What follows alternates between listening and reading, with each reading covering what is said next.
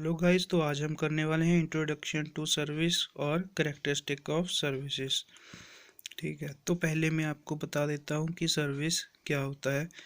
Service is provided by seller to buyer in exchange of money. Service charge होती है।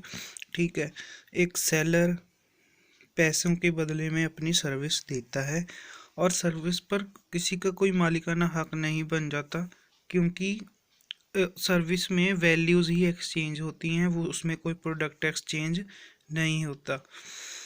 तो अब हम करने वाले हैं करेक्टरिस्टिक्स ऑफ सर्विसेज। पहला है डिस्टिंक्टिव करेक्टरिस्टिक्स ऑफ सर्विसेज, जिसमें किया जाता है इंटेंजिबिलिटी, इंसेपरेबिलिटी, वेरिएबिलिटी और पेरिशेबिलिटी। पहला है intangibility. The first unique characteristics of service is their intangibility. Guys, इसको आप देख नहीं सकते, बस आप इसको फील कर सकते हो। जैसे कि a person may not experience the joy of living in a 5 star hotel unless he stays there. ठीक है, उसको अगर मान लो एक इंसान है, वो होटल में नहीं रहता, तो उसे वहाँ का एक्सपीरियंस जब तक नहीं होता तब तक उसको जॉय ऑफ लिविंग फील नहीं होगा। सेकंड है इंसेपरेबिलिटी। ठीक है, ये जो सर्विस है, ये सर्विस देने वाले से अलग नहीं होती। जैसा वो खुद होगा वैसी वो सर्विस देगा। सर्विस ऐसा नहीं है कि इंसान चाहता नहीं है लेकिन वो सर्विस दे देगा। तो ये दोनों चीज़ें एक दूसरे से कनेक्टेड है, इंसान से कनेक्टेड है।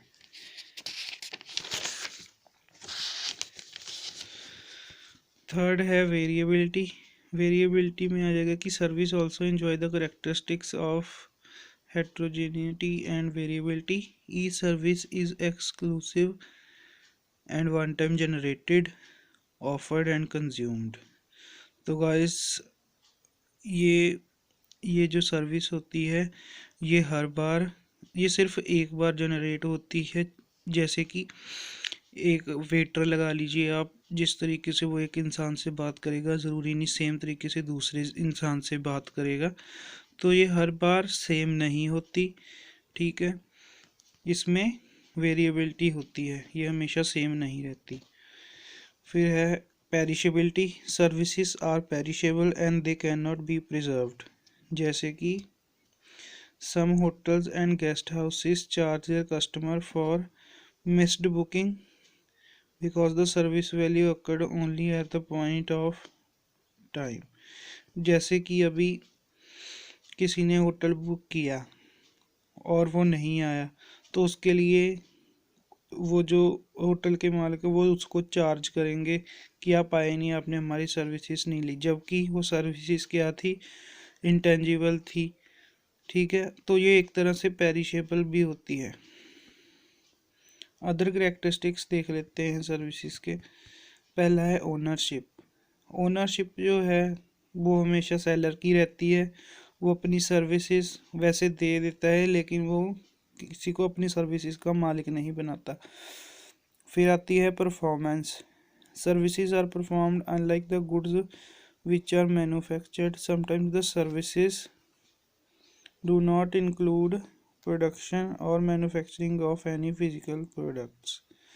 ठीक है, तो गाइस सर्विसेज जो होती है वो हम परफॉर्म करते हैं। ठीक है, एक तरह से जैसे मैजिशियन हो गया, वो अपना मैजिक दिखाएगा लेकिन वो आपको अपने ऑब्जेक्ट्स नहीं देगा।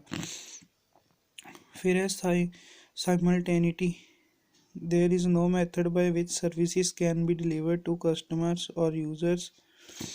ठीक है, channels of distribution can not be employed for the movement of services.